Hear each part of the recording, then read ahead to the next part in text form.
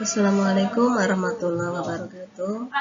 Apa kabar anak-anak semuanya dalam keadaan sehat? Hari ini ada yang tidak masuk kelas. Oh, ternyata si Fauzan Nazali hari ini sakit. Oke, kita hari ini mengadakan pertemuan maya dengan anak-anak semua kelas 10 IPA dalam rangka pembelajaran SKI, yaitu kita akan membahas tentang perjuangan Nabi di kota Madinah dalam menegakkan agama Islam. Keadaan masyarakat Madinah sebelum Islam. Terdapat suku Aus dan suku Khazraj, Bani Quraiko dari bangsa Arab yang menyembah berhala, Bani Quraisyah serta Bani Nadir dari bangsa Yahudi yang beragama Yahudi. Suku-suku di Madinah suka berperang dan mengadakan pertumpahan darah. Antara suku saling bermusuhan, saling berkhianat, dan saling membenci. Suku Aus dan Khazraj dihasut oleh bangsa Yahudi. 5 tahun menjelang hijrah Rasulullah SAW ke Madinah, terjadi perang Bu'aj antara Khazraj dan Aus. Peperangan ini membuat Abdullah bin Ubay sangat terpandang karena saingannya. Amr bin An-Nu'man tewas dalam perang. Dalam suasana perang kedua suku, sebagian masyarakat Makkah untuk menekan ibadah haji, mereka menggunakan tersebut untuk bertemu Rasulullah SAW. Masyarakat Madinah menerima Islam. Di Mekah, penduduk Madinah berjumpa dengan Rasulullah dan membuat perjanjian Aqabah 1. Setelah kembali ke Madinah, mereka memberitahukan pada kaumnya tentang kedatangan seorang Rasul dari bangsa Arab di Mekah. Dan tahun berikutnya, mereka bersama-sama pergi ke Mekah lagi untuk melaksanakan ibadah haji dan membuat perjanjian Aqabah 2. Perjanjian Aqabah 1, penduduk Madinah yang berislam berbai'ah tidak menyembah selain Allah, tidak mencuri, tidak akan berzina, tidak membunuh anak-anak, dan tidak akan berdusta. Perjanjian Aqabah 2, Abbas bin Abdul Muthalib dan Rasulullah meminta kepada kaum Khazraj agar mereka bersedia melindungi dari gangguan orang-orang yang dari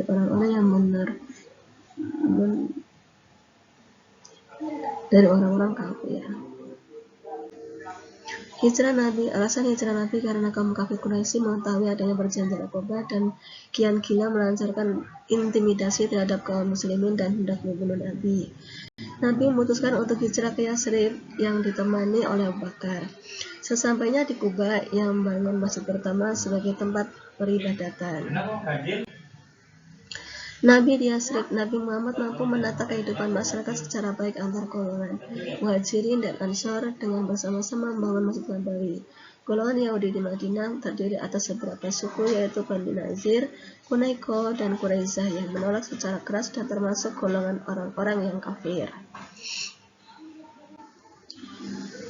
Nabi mengadakan perjanjian perdamaian dengan golongan Yahudi yang dikenal dengan perjanjian Madinah. Perjanjian ini tidak berlangsung lama karena golongan Yahudi mengkhianatinya. Golongan munafik ini dipimpin oleh Abdullah bin Ubay. Setelah Abdullah bin Ubay meninggal, pengikutnya orang-orang munafik sadar dan kembali mengikuti ajaran Islam. Dakwah Nabi Muhammad di Madinah. Dakwah di Madinah ditujukan kepada masyarakat Islam dan yang bukan Islam. Pertama-tama memberikan penjelasan tentang kebaikan dan kebenaran ajaran Islam. Nabi juga menegaskan bahwa tidak ada paksaan dalam agama.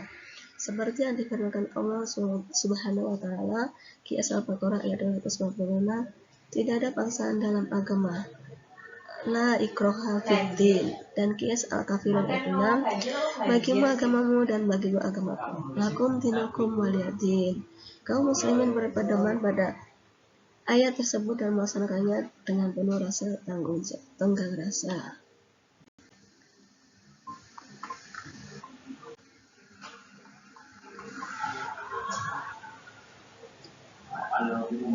Sudah.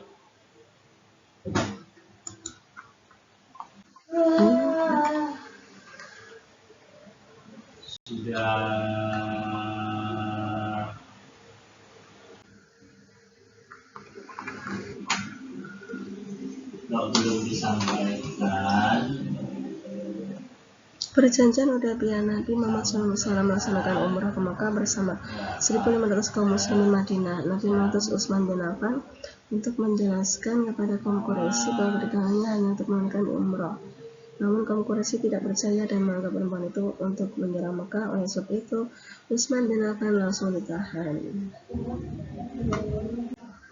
Rasulullah dan kaum muslimin yang mendengar kabar Utsman ditahan menyatakan sumpah setia dan bertekad akan menghadapi kaum Quraisy yang disebut Baitur Ridwan. Sumpah tersebut terdengar oleh kaum Quraisy yang menjadi khawatir dan melepaskan Utsman. Nabi menerima permintaan kaum Quraisy untuk mengadakan perjanjian yang dinamakan Perjanjian Hudaybiyah. Isi Perjanjian Hudaybiyah, kaum muslimin menunda pelaksanaan umrah sampai tahun berikutnya. Selama 10 tahun tidak boleh secara menyerang dan memberikan kebebasan kabilah untuk bergabung dengan pihak Madinah atau pihak Mekah. Orang Islam yang ingin kembali ke Mekah tidak boleh dihalangi oleh kaum Quraisy. Orang kafir Quraisy yang datang ke Madinah masuk Islam supaya dikembalikan ke Mekah.